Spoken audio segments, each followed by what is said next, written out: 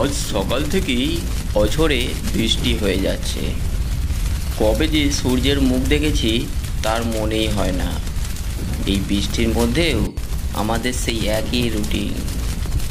একটু সকালে চা না হলে যেন মুডটা ঠিকই থাকে না।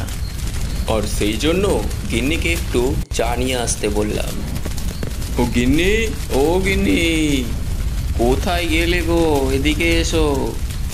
আর মেয়েটাও হয়েছে আর কি, কোথায় যে যায় সারা দিন, খুঁজে পাওয়াই মুশকিল। আর ইনি হচ্ছেন রমাপদর বউ, উনি বাইরে বেরিয়ে আসেন। আরে সকাল সকাল তোমার কি হলো বলো দেখি? বৃষ্টি পড়ছে, ভিতরে আসো।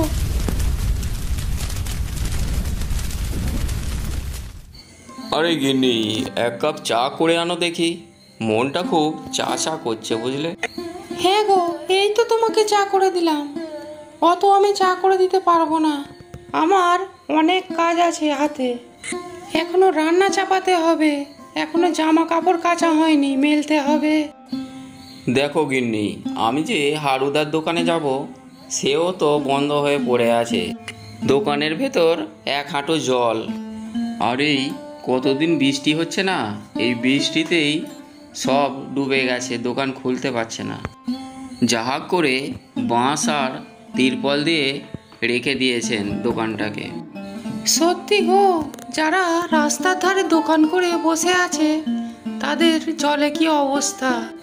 আর টানা কদিন বৃষ্টির জেরে মানুষের অবস্থা বেহাল হয়ে পড়েছে। এমনিতেও ছেলেটা খুব গরিব, কি করবে জানি না। আর ইনি হচ্ছেন রমাপদর একমাত্র মেয়ে। মা, আজকে আমাদের স্কুল ছুটি আছে, আমাকে যেন আজকে বিরক্ত করো না। কেন রে মা, আজ স্কুল ছুটি হঠাৎ? কিছু প্রোগ্রাম আছে নাকি স্কুলে? না বাবা, আজকে সোমবার তো, শ্রাবণী মেলার এই কটা দিন ছুটি থাকে। কারণ বাবার জলযাত্রীদের এত ভিড়, ট্রেনে যাওয়াই যায় না। কেন রে মা, তোরা তো আর ট্রেনে যাস না, তা তোদের ছুটি হতে যাবে কি দুঃখে? আর হবে নাই বা কেন? শ্রাবণ মাসের তারকেশ্বরের যা জলযাত্রীর ভিড়, তা তো বলাই যায় না। আবার অনেক মানুষ আছেন যারা বাবার কাছে মানত আছে। তা হ্যাঁ মা, একদিন চলো না, সবাই মিলে ঘুরে আসি, খুব মজা হবে। হ্যাঁ রে মা, তোর বাবাকে বল না, এই সামনের সোমবার আমরা সব জল নিয়ে যাব। আর সামনের সোমবার তো তোর স্কুলের ছুটিই রয়েছে। আরে তোরা যাবি জল নিয়ে? এটা আমায় বিশ্বাস করতে হবে। যারা একটুখানি হাঁটতেই পারে না তারা আবার জল নিয়ে যাবে, হা হা হা। কেন বাবা, পারবো না কেন জল নিয়ে যেতে? সবার সঙ্গে গেলে আমরা ঠিক পৌঁছে যাব, দেখো। পরে যাবি এখন, এখন মা প্রচুর রাস্তায় ভিড়, রাস্তার এপার ওপার করতে পারবি না। আর আমার কয়েকজন বন্ধু ওখানে গেছেন, তারা তো নালিকুল থেকেই বাড়ি চলে এসেছেন। আর শুনলাম এই বৃষ্টিতে ভিজে ভিজে তাদের গায়ে জ্বর এসে গেছে। কি বলছো গো? এত লোক বলা বলি করছে যে প্রচুর ভিড় হচ্ছে, আর তুমি বলছো বৃষ্টিতে চলে এসে নাকি জ্বর এসে গেছে? হ্যাঁ, আর এই বৃষ্টির মধ্যেও কোনো ভাটা পড়েনি, যা ভিড়, এপার ওপার করাই মুশকিল হয়ে পড়েছে। আচ্ছা, ওসব না হয় হবে এখন, ও পরে এখন দেখবখন। তুমি এখন খেতে দাও। এই সময় বৃষ্টি কমেছে, এরপর প্রচুর বৃষ্টি হলে আর বেরোতেই পারবো না, আমার কাজে যাওয়া মুশকিল হয়ে পড়বে। হ্যাঁ এসো, তোমাকে খেতে দিচ্ছি। আর ছাদে উঠে পাখিগুলোকেও খেতে দিতে হবে, না হলে পাখিগুলো না খেয়ে মারা যাবে। আর আমার একটা মেয়েও হয়েছে, যে হাতে হাতে একটু কাজ করে দেবে তারও উপায় নেই। আরে গিন্নি, ওকে কিছু বলো না, ওর এই একদিন ছুটি, ও কি করবে তোমার কাজ? হ্যাঁ, তোমার আদরের মেয়ে দিন দিন বাঁদর তৈরি হচ্ছে, বুঝলে?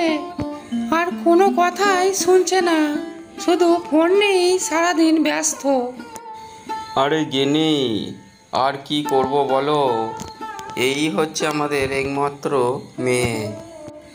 রমাদা, ও রমাদা, বাড়িতে আছো নাকি? বাবা, তোমাকে বাইরে কেউ ডাকছে মনে হচ্ছে, দেখে এসো তাড়াতাড়ি। আচ্ছা, তোমাকে যেতে হবে না, আমি বরং গিয়ে দেখে আসছি।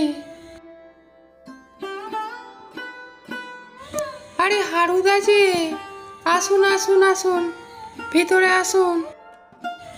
আরে বৌদি যে, একটু কথা ছিল, তা দাদা নেই বাড়িতে?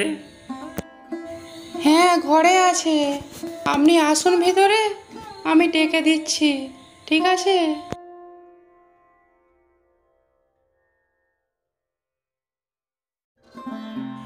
কিরে হারু, সকাল সকাল আমার বাড়িতে, কি ব্যাপার?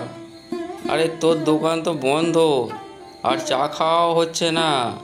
সকালে যে একটু আড্ডা মারবো চায়ের সঙ্গে, সেটাও হয় না। রামদা, তোমাকে আর কি বলবো বলো, ওই দোকানটা চালেই যা সংসারটা চলছিল, চাল ডাল এনে খাচ্ছিলাম। হঠাৎ এই বৃষ্টিতে সব তো বন্ধ হয়ে গেল। তা কি কারণে তুই এসেছিস সেইটা বল, তোর কিছু টাকা পয়সা লাগবে বল, আমি দিচ্ছি। রামদা, আমি টাকা নিতে আসিনি, আমি বলছিলাম যে তোমার যে এই গাছটা আছে না, ওই গাছের তলায় যদি একটু জায়গাটা ফাঁকা আছে যদি দিতে, খুব ভালো হতো। ওখানে একটা ঘিরে চায়ের দোকান করতাম, আর আমার চায়ের দোকানে তো জল জমে গেছে, তা মেরামত করতে টাইম লাগবে। আরে হারু, এটা আবার বলার কি হলো, ওখানে তো জায়গাটা পড়েই আছে, আর তুই না হয় একটু মেরামত পরিষ্কার করে জায়গাটা বানিয়ে নিলি, আর আমিও ওখানে নতায় নতায় একটু চা খেতে যাব। আর তুই তো আমার জায়গাটা নিয়ে চলে যাচ্ছিস, তোর দোকান মেরামত হয়ে গেলে চলে যাবি আবার। রামদা, তোমার মতো তো লোকই পাওয়া যায় না আজকাল, কারণ কেউ এখন কারো জায়গা এক ফোঁটাও ছাড়তে চায় না।